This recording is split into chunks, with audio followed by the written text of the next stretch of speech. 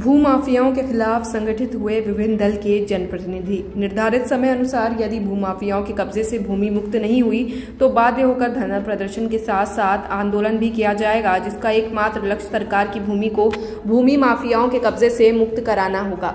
मनिका से अभय मांझी, लातेहार। मनिका प्रखंड मुख्यालय में भूमाफियाओं के द्वारा सरकारी भूमि को कब्जा से मुक्ति कराने को लेकर सामुदायिक भवन मनिका में समाज सेवी सह कांग्रेस नेता सुरेंद्र पासवान की अध्यक्षता में ग्रामीणों और जनप्रतिनिधियों के साथ बैठक का आयोजन किया गया।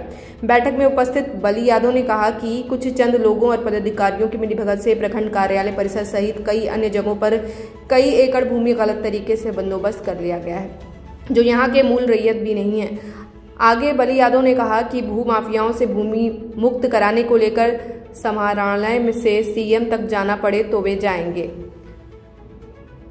सुरेंद्र पासवान ने कहा कि भूमाफियाओं के द्वारा सरकार के खाता 376 रकबा करीब 20 एकड़ से अधिक भूमि को अतिक्रमण से मुक्त कराने को लेकर 3 नवंबर से 4 नवंबर 2025 तक ग्रामीणों का हस्ताक्षर अभियान चलाया जाएगा।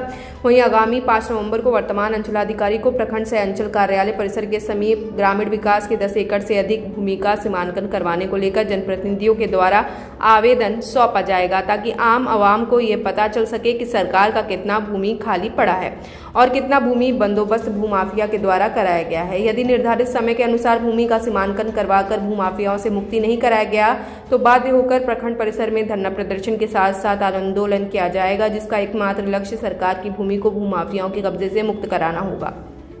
लव कुमार दुबे ने बताया कि कुछ लोगों के द्वारा सरकारी जमीन अतिक्रमण कर लिया गया है। भूमि का अतिक्रमण किस वजह से किया गया और कितना उन लोगों के पीछे अफसर का भूमिका रही है, इसी को अतिक्रमण मुक्त कराने के लिए हम लोग अभियान पिछले माह से ही छेड़ रखे, जो आगे क्रमवार जारी रहेगा। आगे की लड़ाई के लिए रणनीति तैयार की जा रही है ताकि भूमि सीमांकन करवाकर भूमि अतिक्रमण से मुक्ति कराया जा सके।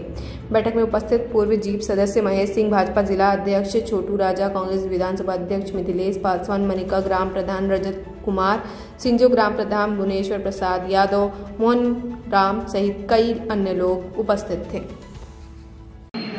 बैठक का मेन कारण है कि कुछ भूमाफिया लोग पूरे मनिका को डिस्टर्ब कर दिया।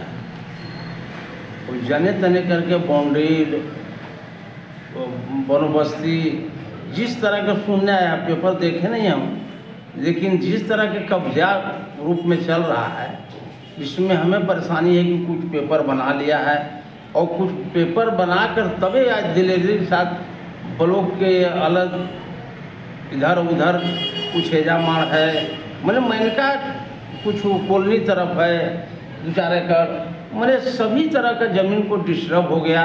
जो ब्लॉक से नज़दीक है, इसका माल बनने का कोई उसका कोई मतलब ही नहीं। अगर ऐसा है तो मनिका का दुर्भाग्य। मनिका के लोग अगर किसी का लहान लाज शर्म है तो उसको ऊपर देखेगा, विचार करेगा कि अगर क्या हो सरकार के अंतिम में नहीं होगा तो हम लोग यहाँ से आपको मुख्यमंत्री के पास जाएंगे, न्यायालय में भी जाएंगे, जो जहाँ जाना होगा। और ये गलत बात है कि लड़का गौवा जनी प्रधान, वो गांव छोड़ले सुधान, यहाँ के जो लड़के हैं मनिका का हाईजैक कर लिए।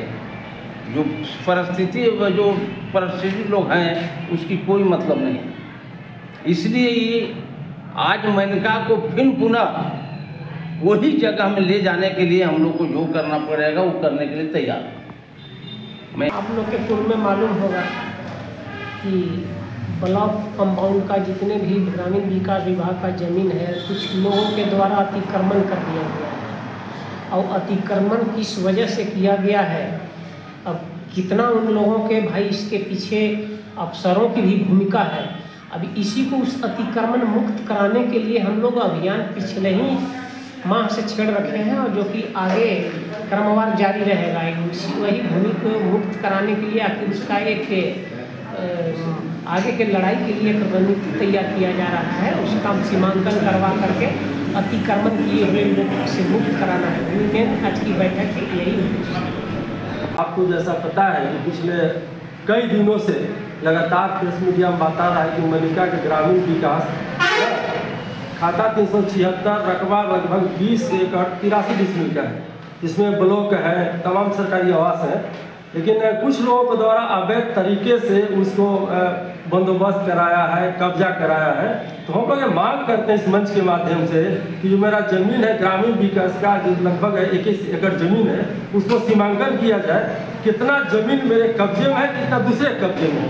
यदि दूसरे कब्जे में है तो उसको मुक्त की जाए, जिसमें सरकारी भवन बन सके, सरकार का काम आ सके, आम आवाम को भी काम आ सके।